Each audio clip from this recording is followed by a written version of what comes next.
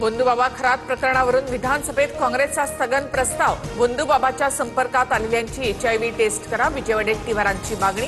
तर भोंदूला साथ देणाऱ्या नेत्यांचा राजीनामा घ्या, नाना पटोले आक्रमक।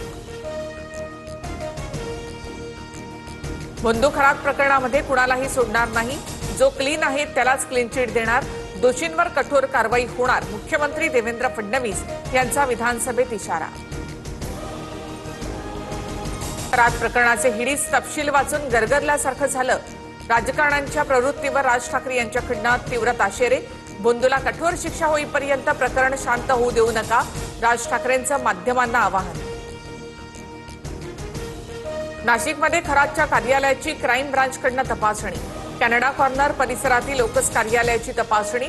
पीडित महिलांसमोर पोलिसांकडनं गुन्ह्याचा पंचनामा। भोंदू खरात अध्यक्ष असलेल्या शिवनिका संस्थानाच्या ट्रस्टींची चौकशी होणार। सूत्रांची माहिती, संस्थानाच्या सदस्य असलेल्या चाकणकरांच्या अडचणी आणखी वाढण्याची शक्यता।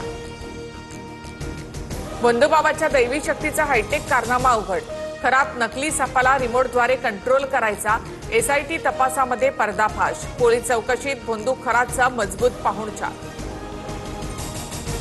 नाशिकमधील भोंदू अशोक खरातच्या अडचणीत मोठी वाढ।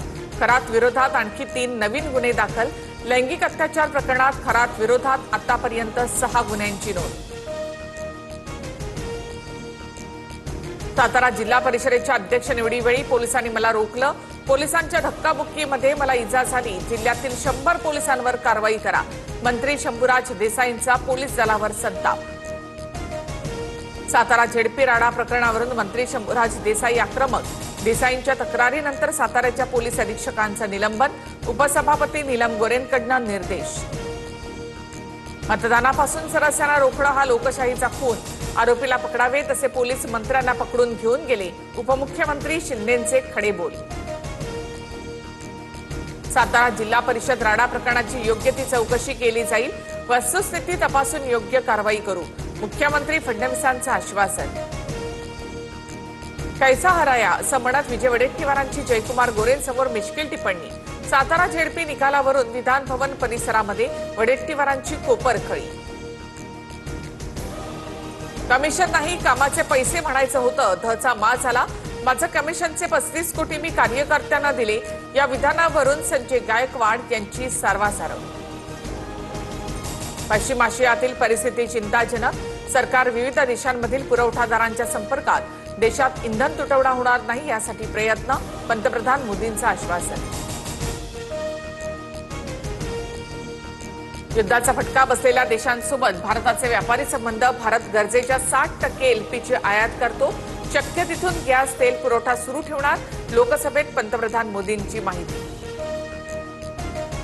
होर्मुझची सामुद्रधुनी ओलांडण्यासाठी भारताच्या 2 जहाजांना ग्रीन सिग्नल।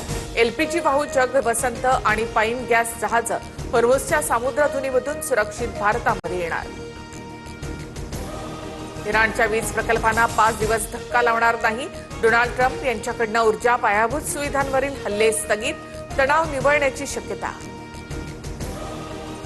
इराणवरील हल्ल्यांना ट्रम्प यांनी तात्पुरती स्थगिती दिल्याच्या घोषणेनंतर शेअर बाजारात मोठी उसळी, तर कच्च्या तेलाच्या किमतीतही 10 ते 11% घसरण। प्रति बॅरल $94 वर। सोन्याच्या दरात 13,000 तर चांदीच्या दरात 31,000ची विक्रमी घसरण। सोनं GST सह प्रतितोळा 1,35,141 रुपयांवर, तर चांदी प्रति किलो 2,15,000 रुपयांवर।